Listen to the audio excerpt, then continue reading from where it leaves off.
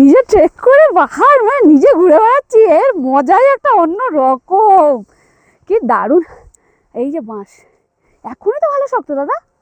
এগুলো বাঁশ না, এগুলো হচ্ছে যে গরুকে খাবার দেওয়া হয়। হ্যাঁ, এটা হচ্ছে যে অমৃষ বলা হয় পাহাড়ি ভাষায়। আচ্ছা। এবং এটা হচ্ছে যে এই যে আছে, আপনি নিজেও টেনে দেখতে পারেন। হ্যাঁ, এটা টেনে নিয়ে এখান থেকে যে ফুল ঝাড়ু যে ঘরে ব্যবহার করা হয়, এটা থেকে ফুল ঝাড়ু তৈরি হয়।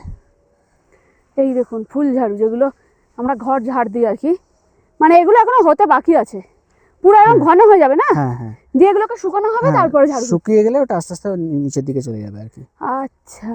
আর এই হচ্ছে আরেকটা জিনিস জানিয়ে দিই আপনাদেরকে, হুম। এটা হচ্ছে একটা পাহাড়ি ওষুধ। আচ্ছা। কোনো জায়গায় কেটে গেলে, ফেটে গেলে, হ্যাঁ।